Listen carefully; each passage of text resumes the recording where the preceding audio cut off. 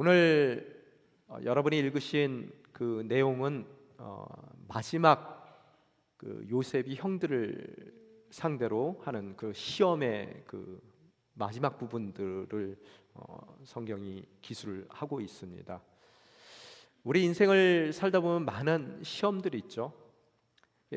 성경에 보면은 야고보서를 보더라도 분명히 하나님께서는 시험 당하시지도 않고 또 친히 시험하시지도 않는 분이라고 기록이 되어 있는데, 왜 이렇듯 오늘 성경 가운데서도 요셉이 형들을 시험하는 그 요셉이라는 한 인물은 어떻게 보면 예수 그리스도의 예표적인 존재인데 그분께서 형제들을 시험하고 있는지, 또 우리 인생 가운데 살다 보면 진정 주님의 자녀로서 거듭난 우리 인생 가운데서도 수많은 시험들을 하나님께서 허락을 하시는지에 대한 질문을 할 수밖에 없게 되더라는 거예요. 여러분에게 말씀드릴 수 있는 것은 야고보서에서 나온 그 시험, 주님께서는 시험 받으시지도 않고 또한 시험하시지도 않는다라는 그 시험은 템테이션에 해당되는 단어입니다. 그래서 유혹이라고 표현될 수 있는 것이죠.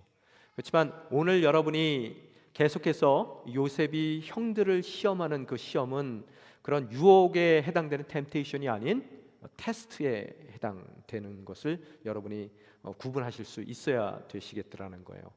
인생을 살다 보면 이렇듯 시험이 많습니다. 우리가 학교를 다닐 때도 여러분 늘 시험 없는 세상을 살았으면 좋겠다, 학교만 졸업하면 우리가 시험이 없을 것 같다라고 여러분들도 아마 학창시절에 생각을 하셨을 거예요. 그렇지만 만약에 시험이 없다면 우리가 과연 그렇게 열심히 공부를 했을까? 아니면 또 시험이 없더라면 내가 부족한 부분이 무엇인지를 어찌 알 수 있을까? 또한 시험이 없더라면 나의 지금 상태가 어디까지 와 있는지를 모니터링 할 수 있는 방법이 과연 무엇이 있을까라는 의미 가운데서 봤을 때 시험은 꼭 우리 삶 가운데 필요한 것으로 바라보게 됩니다. 이렇듯 학교 다닐 때 우리도 시험을 보지만 또 학교 입장 가운데서 나중에 상급 학교를 진학했을 때 우리의 자녀들을 또 그들이 시험하더라는 거예요. 그래서 그 중에서 가장 이 학교에 들어와서 공부를 했을 때 가능성을 이루어 나갈 수 있는 수학 능력이 되는 그런 대상들이 누군가, 그들은 시험을 주고 또 그 시험 가운데서 합당한 자들을 뽑는 과정들을 우리들이 바라볼 수 있게 되더라는 거예요. 학교 다닐 때의 시험은 그저 상급 학교에 진학하는 정도의 그 어려움만 우리 삶 가운데 줄 수 있는 것 같습니다. 그렇지만 학교를 졸업하고 나서도 우리 인생 가운데서 계속해서 시험이 계속되더라는 거예요. 직장에 갈 때도 한국 같으면은 무슨 입시 시험 보듯이 그 입사 시험을 보더라고요. 필기 시험도 보고.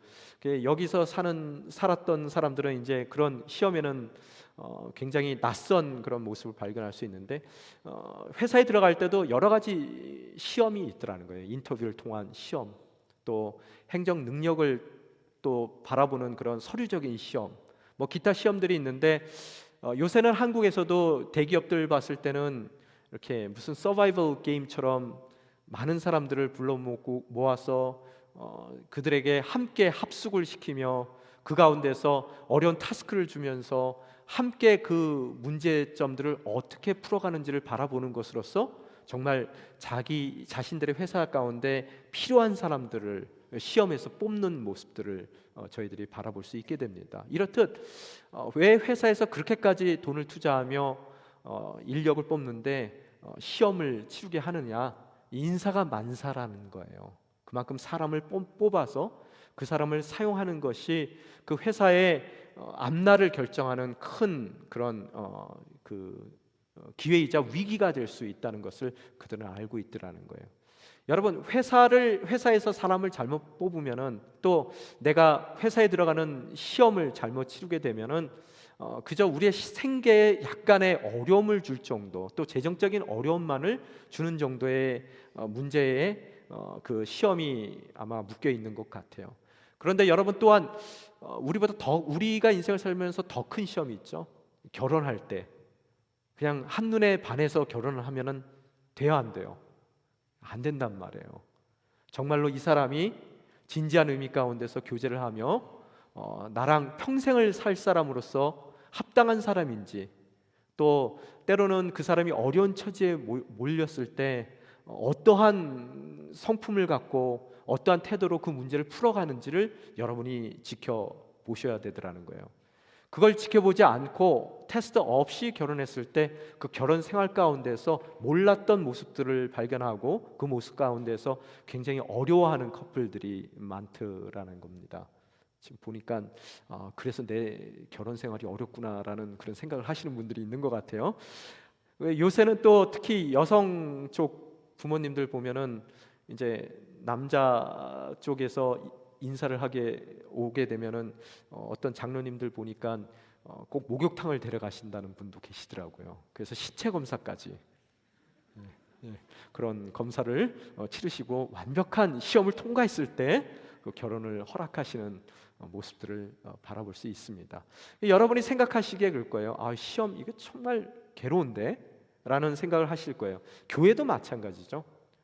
성도도 교회를 시험하셔야 돼요. 이 교회가 정말로 나에게 맞는 교회인지, 또한 목사님이 늘 말씀을 증거하실 때 그 말씀이 증거하시는 말씀이 우리에게 허락하신 성경에 입각해서 성경적인 말씀을 증거하고 계시는지 여러분이 항상 바라봐야 되겠더라는 거예요. 또한 교회도 성도들을 바라봤을 때 그 성도가 진정 특별히 교회 내에서의 리더십이 될 수 있을지에 대한 시험을 통해서 그들이 정말로 정말 모든 그 성서적인 삶 가운데 있는 분들을 시험에서 구별해내서 리더십을 세워야 되는 것이 교회의 의무라고 생각을 합니다. 이것이 잘못됐을 때 교회가 힘들어지는 거예요. 또한 결혼 생활은 한 인생, 여기서 살아가는 그 인생 가운데서의 어려움을 겪게 하지만 여러분이 영적인 시험을 거치지 않고 신앙생활을 했을 때 여러분의 영생이 그 시험을 통해서 어려워질 수 있는 상황 가운데 내몰릴 수 있다는 것을 여러분이 잊어서는 안 된다는 거예요.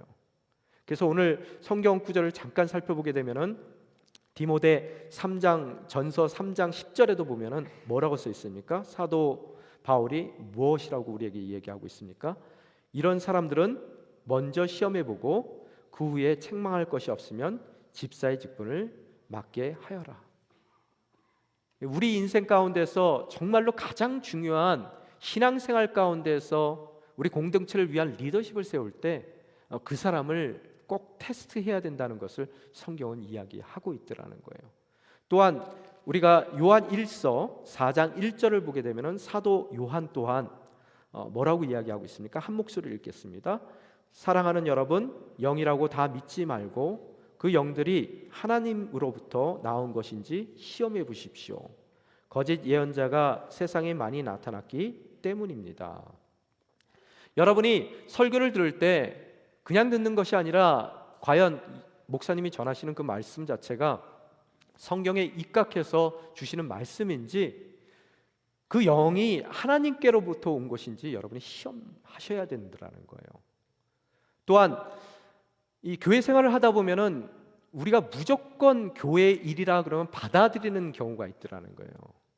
이 시대를 많은 거짓 예언자들이 활동하는 시대라고 성경은 이야기하고 있기에 여러분은 늘 말씀 가운데 근거한 여러분의 잣대로 그 상대를 시험하셔야 된다는 거예요. 영적인 교류를 나누실 때. 이전에 제가 서빙고에서 이 성경 공부를 가르치는데 한 100분 정도 모이셨었어요. 근데 그 중에 한 분이 굉장히 이렇게 열심히 성경 공부를 하시는 거예요. 질문도 많으시고 또 토론할 때도 굉장히 열심히 토론을 하세요. 그래서 참 열심히 하신다 생각을 해서 그분하고 개인적으로 앉아서 이야기할 시간이 있었습니다. 그런데 깜짝 놀란 게 그분은 교회에 예배는 참석 안 하신대요. 성경 공부만 하신대요. 그래서 제가 놀랐어요. 그게 어떻게 가능하지? 예배를 참석 안 하는 입장 가운데서 저렇게 성경 공부에만 열심을 내시는 것이 어찌 가능할까라고 생각을 했어요. 근데 워낙 사람이 많다 보니 별 사람 다 있겠구나 이렇게 생각을 했는데 나중에 제가 그 성경 공부를 마치고 나서 캐나다에 오게 됐는데 그 이후에 저한테 이메일들이 날라와요.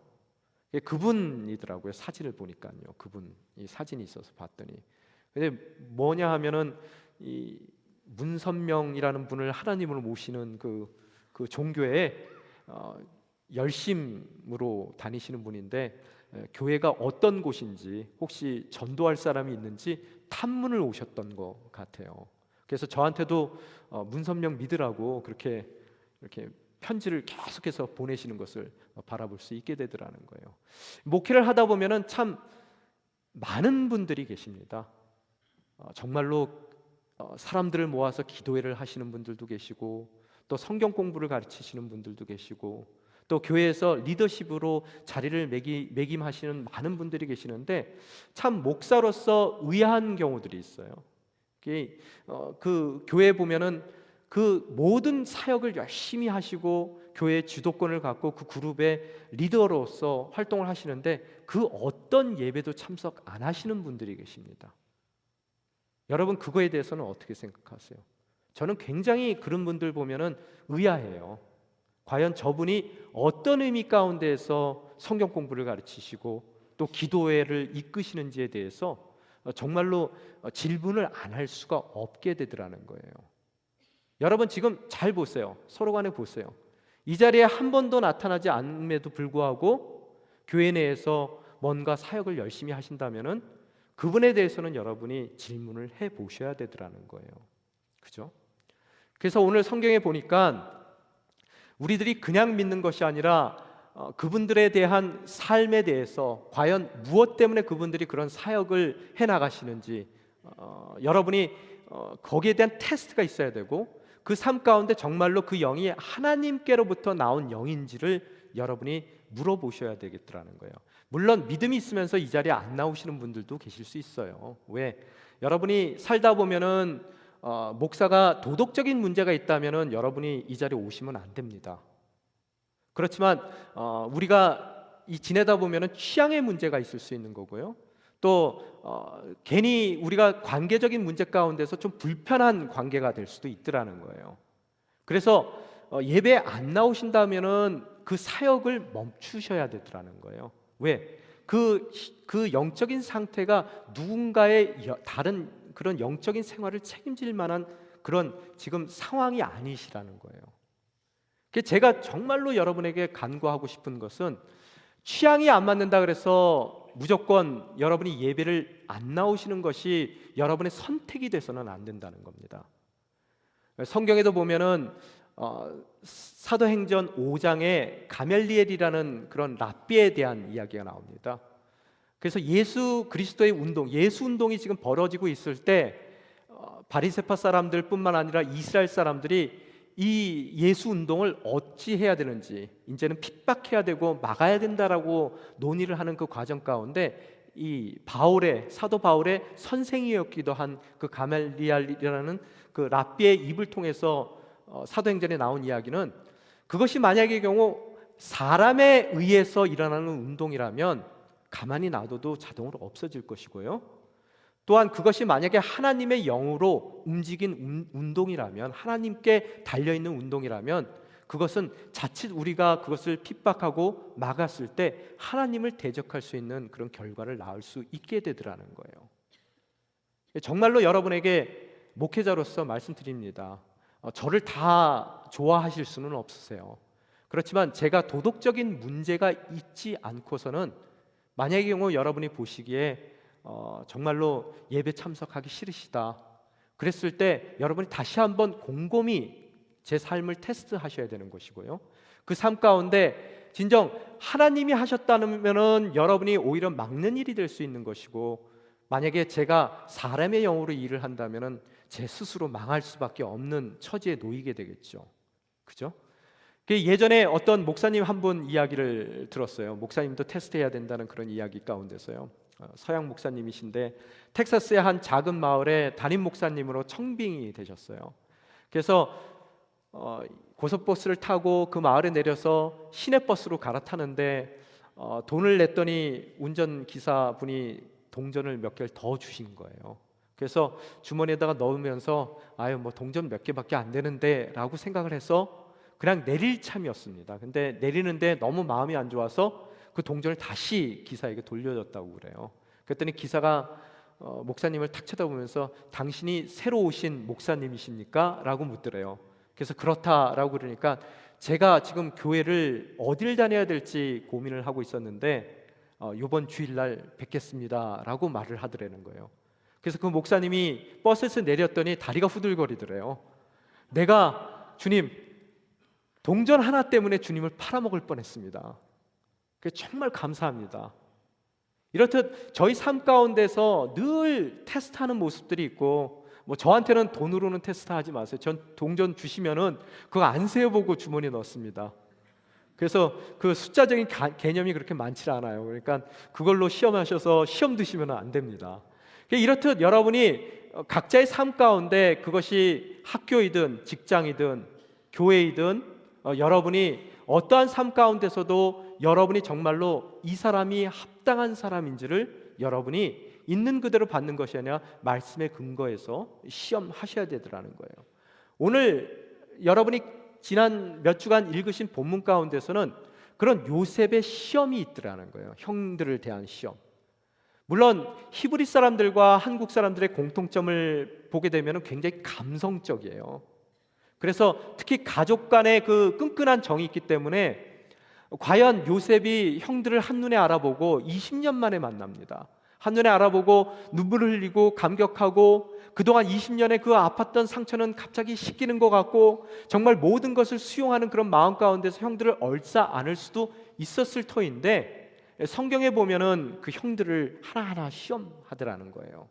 그 시험이 뭐였습니까? 스파이로 몰기도 했고 또 시므온을 가둬두기도 했고 또 아버지의 편애를 받고 있었던 그런 베냐민을 데려오라는 시험 가운데서 그들이 두려워하기도 했고 또 떠나는 그들 가방 가운데 색 가운데 자루 가운데 그들이 지불했던 돈을 다시 집어넣는 것으로서 정말 불안할 수밖에 없는 상황 가운데 그들을 내몰기도 했고요. 오늘 여러분이 읽은 44장의 앞부분 16절 이전의 내용들은 이제 그 인생 가운데 벌어지는 요셉이 형들에게 주는 마지막 시험을 준비하고 또 실행하는 내용들이 나오게 됩니다. 그러면은 마지막 시험은 뭡니까?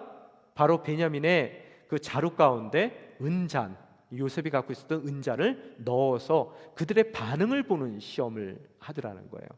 오늘 본문 말씀 가운데 여러분이 꼭 한 가지 깨우치셔야 될 것이 뭐냐 하면 시험이 많은 우리 인생 가운데 테스트를 하시는 하나님의 섭리 가운데 그 시험을 대면할 수밖에 없는 우리의 삶 가운데 여러분이 행여 생각하실 거예요. 주님, 이 시험이 언제 끝납니까? 오늘 요셉이 그 형들을 계속해서 시험을 합니다. 그 시험 가운데 동일한 시험 가운데 놓인 우리 인생 가운데 묻습니다. 주님, 도대체 이 시험이 언제 돼야지 끝나는 겁니까? 물으실 때 오늘 이 마지막 시험 가운데 어떠한 태도를 유다가 또 형제들이 태도를 취했는지에 따라서 그 요셉의 시험이 마지막으로 그것이 끝나는 시험이 될 수도 있다는 것을 여러분이 바라보시는 것으로서 우리 삶 가운데 우리 또한 요셉과 형제들이 어떠한 시험에 대한 태도를 지녔는지를 보셨을 때 여러분 삶 가운데 계속 끊임없이 허락하시는 그 시험이 끝나는 은혜를 여러분 또한 경험할 수 있게 되더라는 거예요. 표현을 하는데 좀 말이 꼬였습니다. 죄송합니다. 이걸로 시험 안 드셨으면 좋겠어요.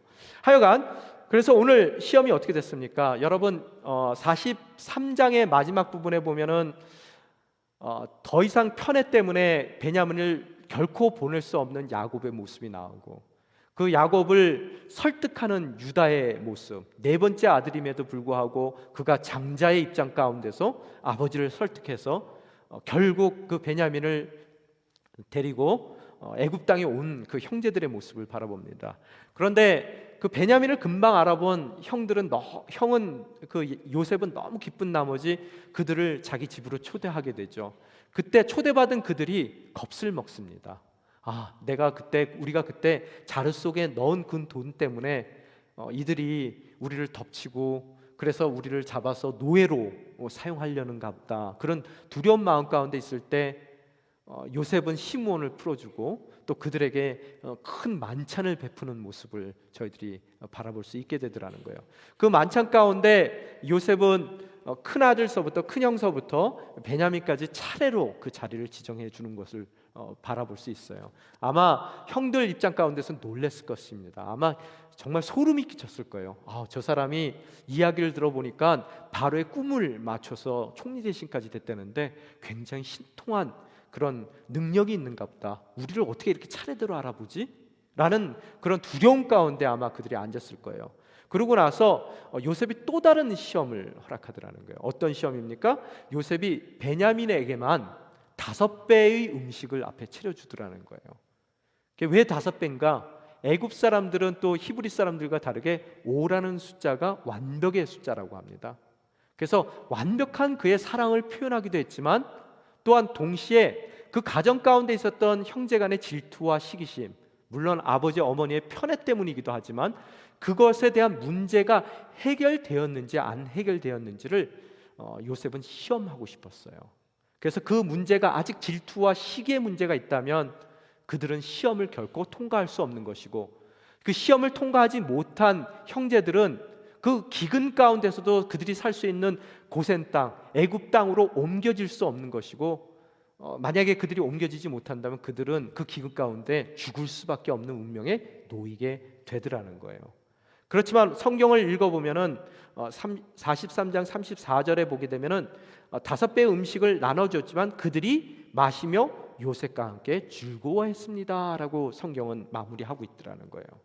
어떠한 시기도, 이전에 갖고 있었던 그 질투도 그들 가운데서는 더 많은 음식을 배분받은 베냐민을 향한 그들의 그 어떠한 질투심과 시기심을 읽어볼 수가 없게 되더라는 거예요. 변화가 됐더라는 거예요.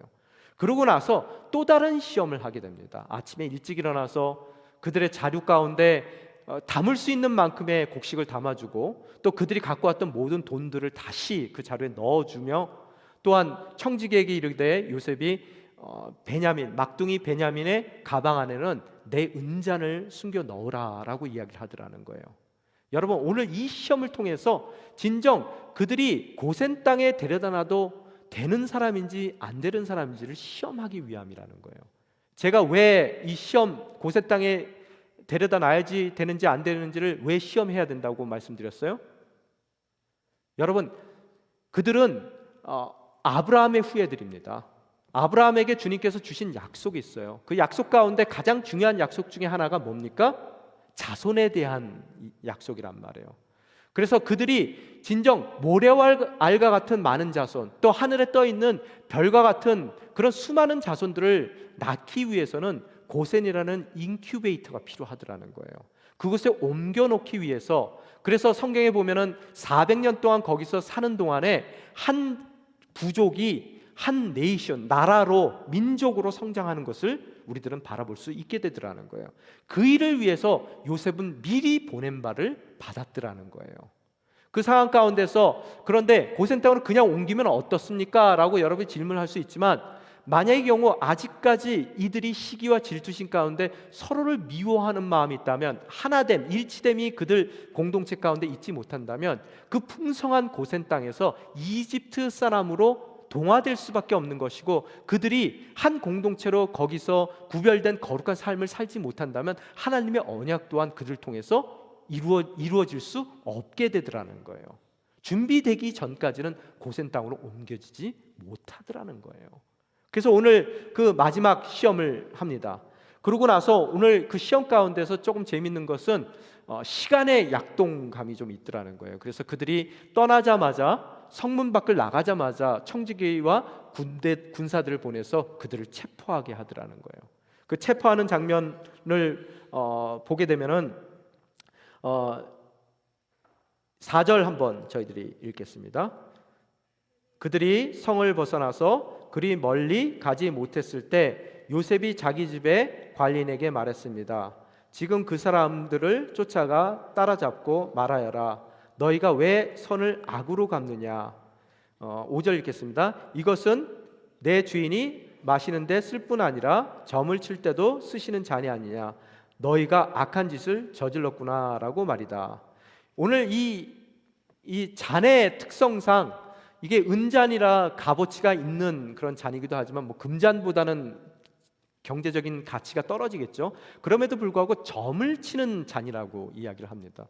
여러분이 생각하기에 과연 이 잔의 의미가 뭘까?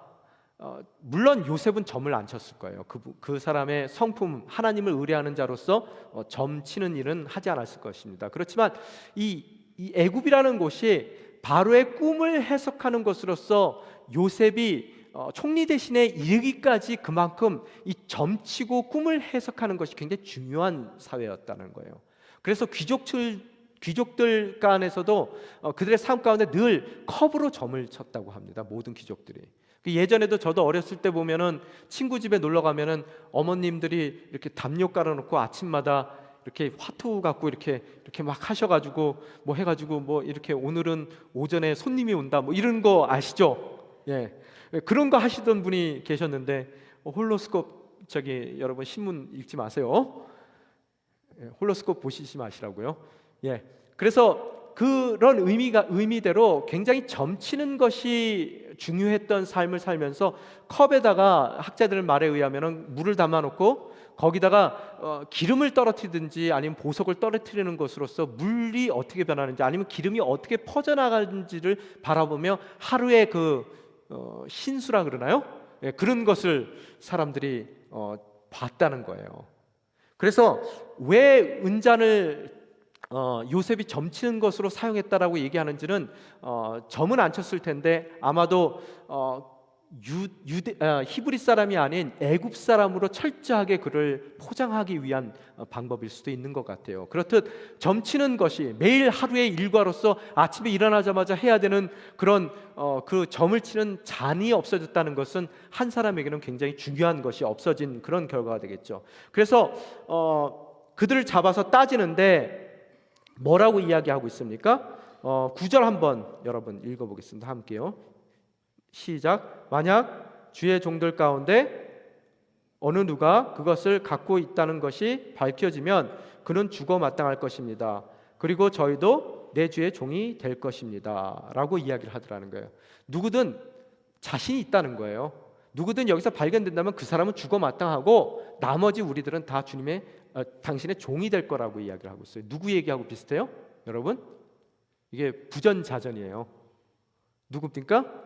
야곱이 이전에 라반을 등지고 도망올 때 라헬이 뭘 숨겼어요? 드라빔을 숨겼죠. 그랬을 때 라반이 쫓아왔을 때 뭐라고 얘기합니까? 동일한 이야기를 하더라는 거예요. 누구든지 죽는다.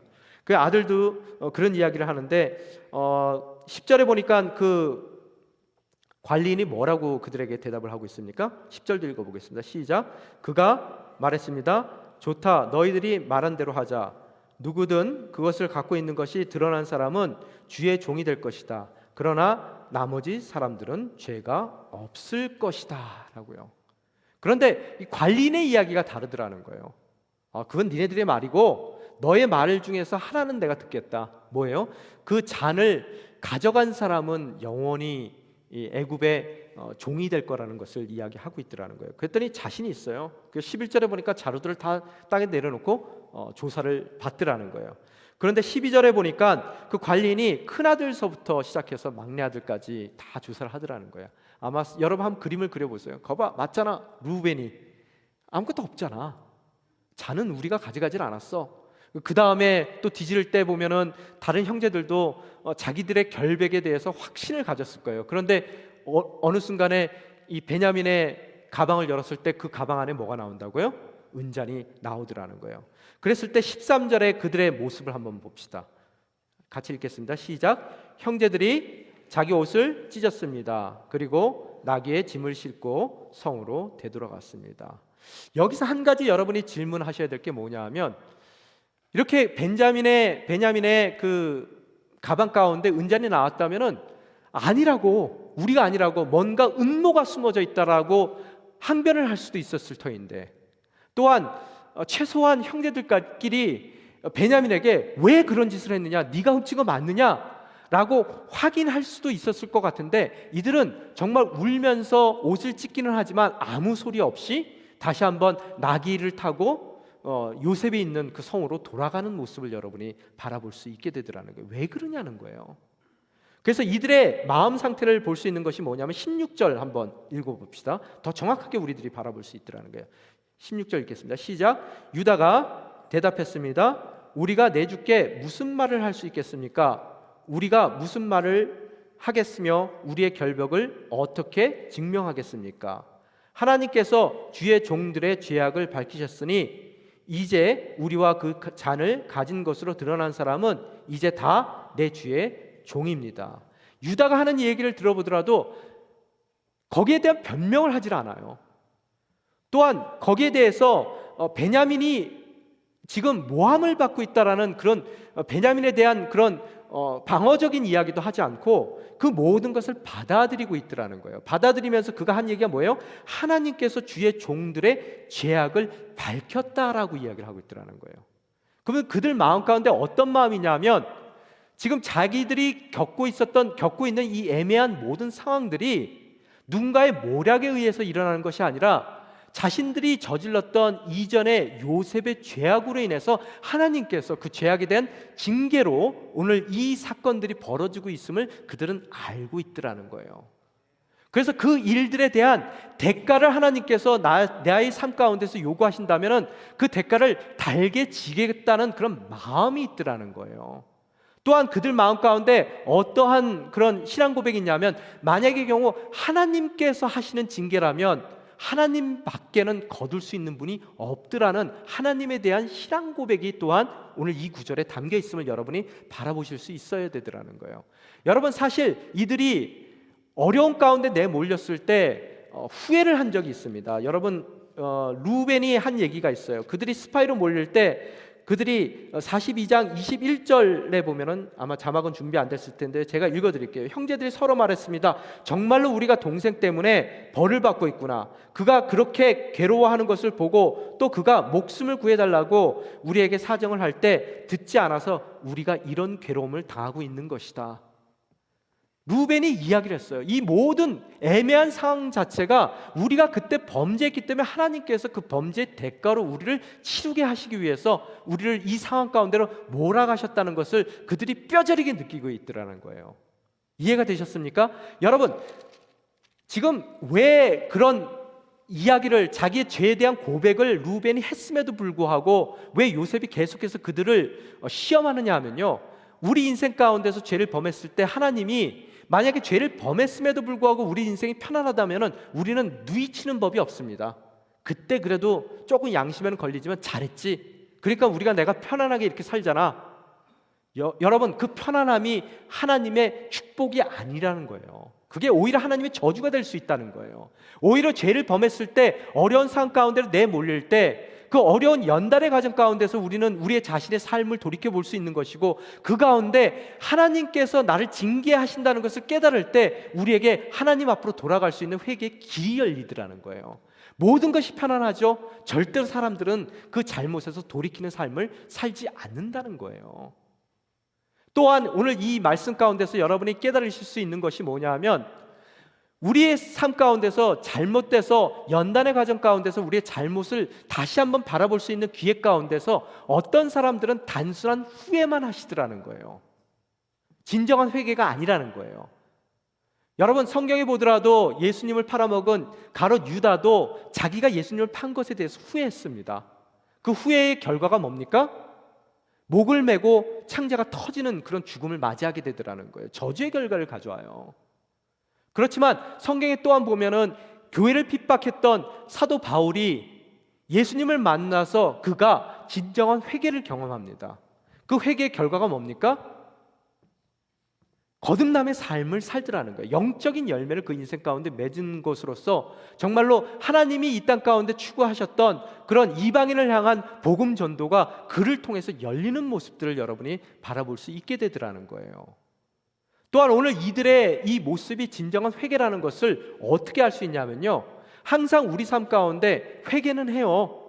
근데 회개하는 우리의 마음 가운데 갖고 있는 것이 뭐냐면, 어떻게 하면은 하나님께서 이 벌로 나에게 주실 그런 죄값을 피해갈 수 있을까, 어려움을 피해갈 수 있을까, 어려움을 피하기 위해서 회개하는 사람들이 있단 말이에요. 그 회개는 진정한 회개가 아니라 그것은 후회인 거예요.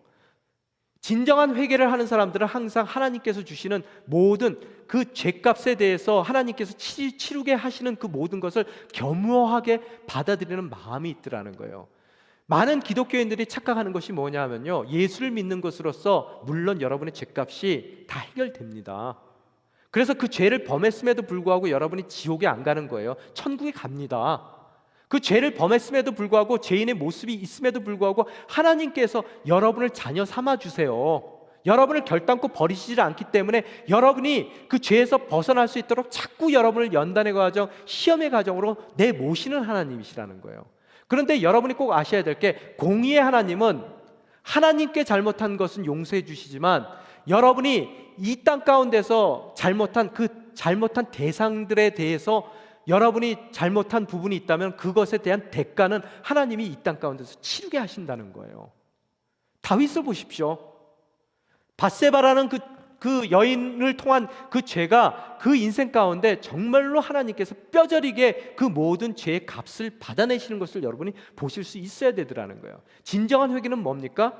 주님께서 그 죄악에 대해서 징계하실 때 내가 그것이 정말로 잘못됐고 그 일에서 돌이키고자 하는 진정한 마음이 있기에 그 죄에 대해서 하나님께서 값을 물으실 때 충분히 자원하는 마음으로 정말로 그 모든 대가를 치를 마음이 있는 것이 바로 진정한 회개한 사람들의 모습이라는 거예요. 만약에 그 죄값을 피해가기를 원하신다면은, 그래서 그 사람과 그 내가 했던 그 피해자와의 관계 가운데서 그 사람에게 갚아줘야 될 그 모든 것을 갚지 않고도 넘어갈 수 있기 때문에 회개를 한다는 마음을 갖는다면, 그런 마음을 가진 여러분의 회개는 진정 삶을 변화시켜주는 그런 진정한 회개로서의 회개가 아니라는 거예요. 형들의 그런 모습을 지금 알아보기 위해서 마지막 시험을 오늘 요셉은 그 형들에게 주고 있는 모습을 여러분이 발견할 수 있게 되더라는 거예요. 이해가 되셨습니까? 오늘 이야기가요. 그래서 유다가 하나님께서 주의 종들의 죄악을 밝히셨으니 이제 우리와 그 잔을 가진 것으로 드러난 사람은 이제 다 내 주의 종입니다 라고 그 죄값을 달게 치를 것을 그가 이야기하고 있더라는 거예요. 그랬더니 17절에 보니까 뭐라고 써 있습니까? 17절 한번 읽겠습니다. 요셉이 말했습니다. 내가 그렇게 하지 않을 것이다. 그 잔을 가진 것으로 드러난 사람만 내 종이 될 것이다. 그러니 너희는 너희 아버지에게 평안히 돌아가라. 여러분, 더 큰 시험이 오는 거예요. 진짜 큰 시험입니다. 지금 무엇을 요셉이 묻고 있는지를 여러분 잘 보셔야 되더라는 거예요. 가라는 거예요. 너희들은요, 이 베냐민 얘가 주범이고 주범만 남아서 나의 종사를 하면 되니까 너희들은 너희 아버지 집에 편안하게 가라는 거예요. 아직까지 그 형들이 갖고 있었던 질투와 시기심의 문제가 다 해결됐는지를 다시 한번 시험하고 있는 요셉의 모습을 바라볼 수 있게 되더라는 거예요. 여러분, 예전과 같은 마음이 있었다면 지금 얼마나 좋은 기회입니까? 아버지한테 거짓말 할 필요도 없어요. 아버지가 가라 그래서 데리고 갔는데, 저 베냐민, 제가 아버지의 편애를 받고 있었던 정말로 저놈이 철이 없어가지고 그 높은 분의 그 은잔을 훔치는 바람에 자기 잘못으로 지금 거기에서 종살이 하게 됐습니다. Too bad. 그렇게 얘기할 수 있단 말이에요. 그런데도 불구하고 요셉이 그런 시험을 던지는데 무엇이라고 얘기합니까? 18절서부터 계속해서 유다가 요셉에게 하는 그 이야기의 뜻은 뭐냐면 변명을 하는 것도 아니에요. 그 모든 사건에 대한, 지금까지 그들이 겪었던 모든 사건에 대한 진상을 정확하게 이야기하면서 지금 그가 이루고자 하는 것은 여러분 33절에 달려 있더라는 거예요. 뭐라고 써 있습니까? 33절 저 이제 한번 읽겠습니다.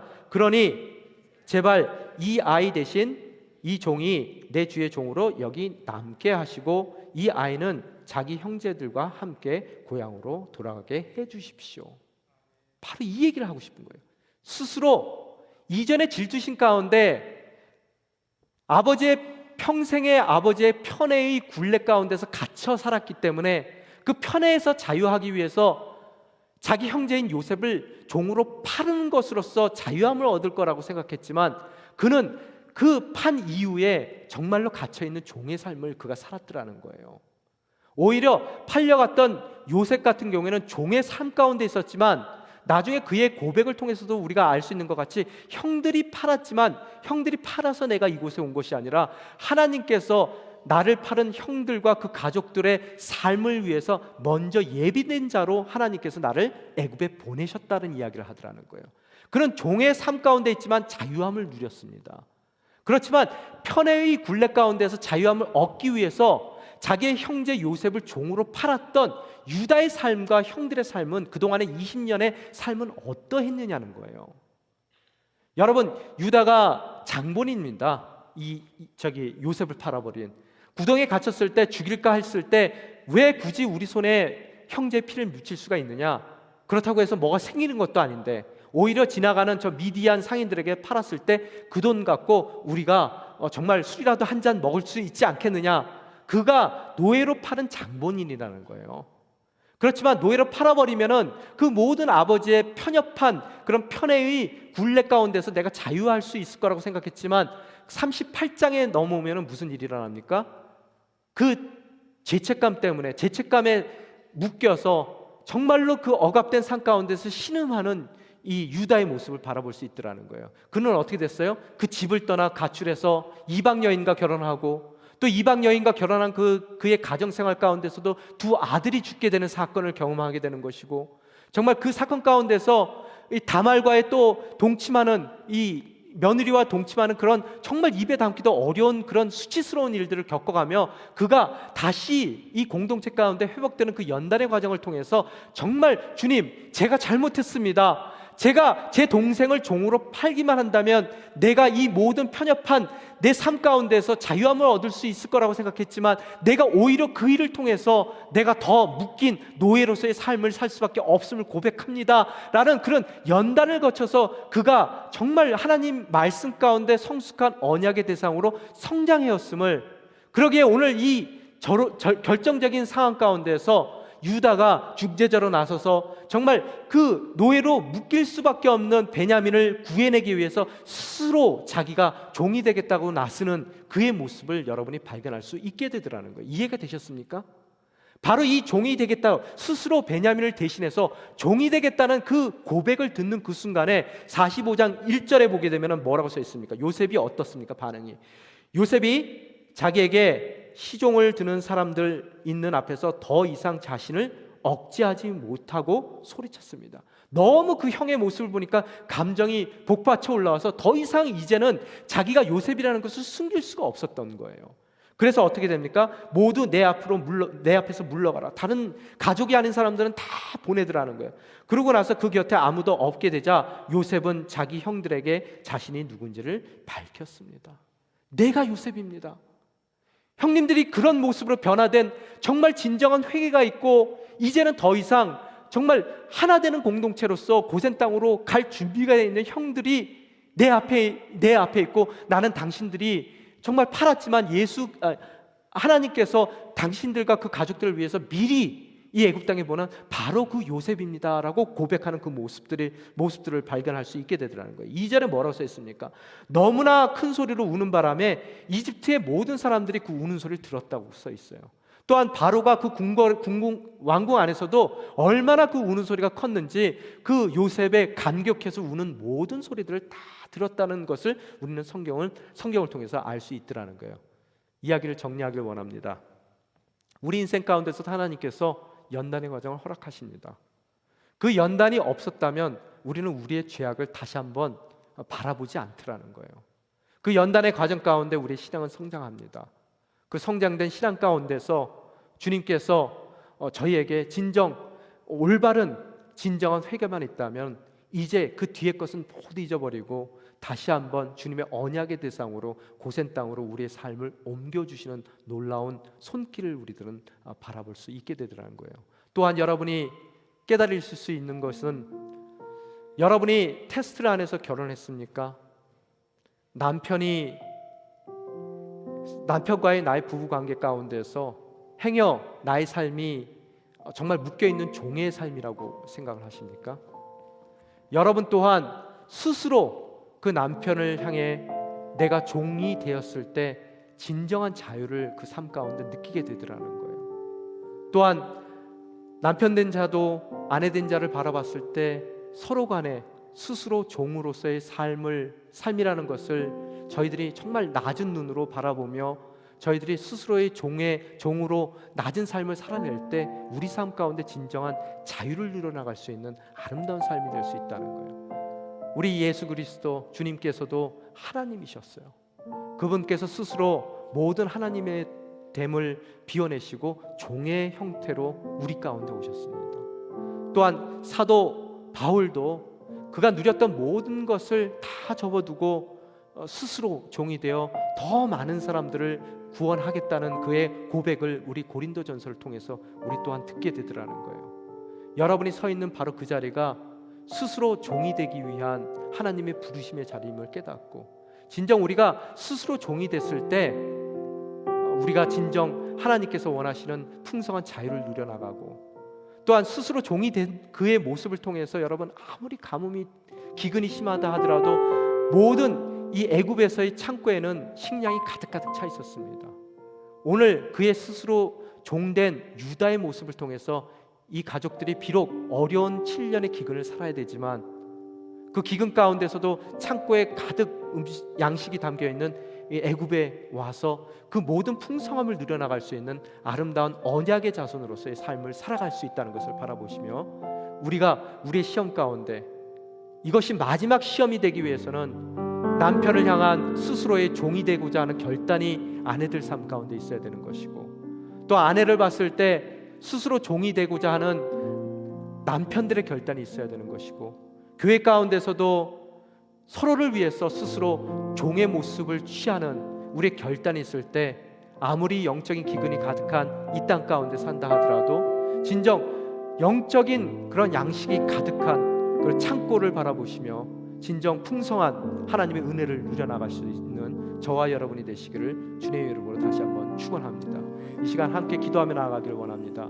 주님, 스스로 종이 되기 원하시기에 우리 인생 가운데 그토록 많은 시험을 허락하여 주셨습니다.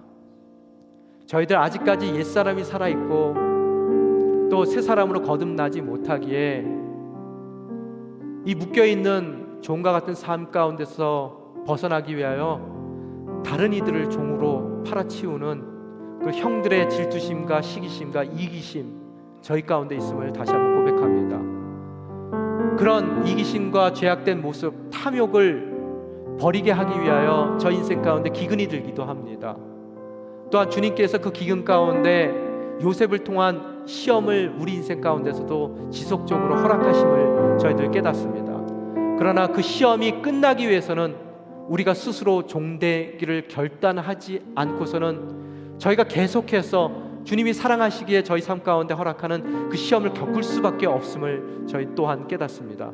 오늘 바로 이 하루가 주님 앞에서 스스로 종이 되기 위한 결단의 하루가 될 수 있게 도와주시사 영적인 기근을 살고 있는 이 시대에 우리가 풍성히 주님께서 채워놓으신 창고에 가득한 영적인 양식을 누려나가며 진정 주님 원하시는 약속의 대상으로서 고센 땅에서 주님께서 원하시는 영적인 평강을 누리며 살아가는 아름다운 주님의 백성들이 될 수 있게 도와주시옵소서. 함께 기도하며 나아가시겠습니다. 아버지 하나님 감사합니다. 오늘 말씀 붙들고 나아가는 한 주간이 되기를 원합니다. 우리 삶 가운데 수많은 시험이 있습니까? 그 시험이 언제 끝날지 조바심으로 주님만을 바라보며 기다리는 우리의 모습이 있습니까? 주님, 그 시험이 끝나기 위해 우리의 결단이 있어야 함을 다시 한번 깨닫게 됩니다.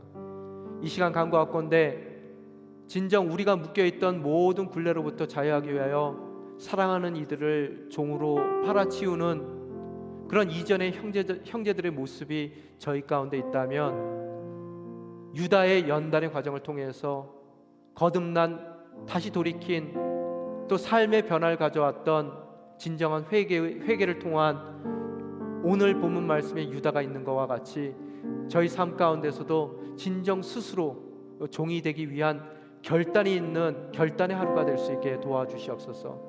그 결단만 있다면 저희들 영적인 기근의 시대 가운데서도 창고마다 가득가득 곡식이 차여 있었던 이집트에 주님께서 베풀어 주셨던 그 은혜와 같이 우리 삶 가운데도 영적인 기근 가운데서도 풍성함을 누려나갈 수 있는 주님의 자녀가 될 수 있음을 다시 한번 깨닫습니다. 이 시간 다시 한번 우리 남편들이 아내들을 위해서 스스로 종이 될 수 있게 도와주시옵소서. 또한 우리의 아내들이 남편들을 위해서 스스로 종이 될 수 있는 아름다운 복된 가정을 이루어 나갈 수 있도록 우리의 삶을 붙들어 주시옵소서. 또한 우리의 교회가 서로를 위해서 스스로 우리의 모든 것을 내려놓고 종이 될 수 있는 결단이 있다면 진정 이 땅 가운데 주님이 원하시는 풍성한 은혜를 누려나갈 수 있는 은혜의 공동체가 될 수 있으리라 믿습니다.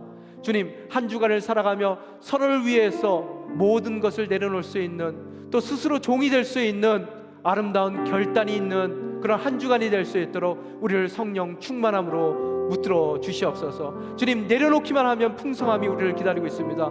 그 풍성함을 위해서, 그 풍성함을 누려나가기 위해서 자신의 모든 것을 내려놓을 수 있는 주님 닮은 주님의 제자로서의 한 주간을 살 수 있도록 저에게 믿음 가운데 용기를 허락하여 주시옵소서. 이 모든 말씀 우리 주 예수 그리스도 이름으로 간절히 기도드리옵나이다. 아멘. 이 시간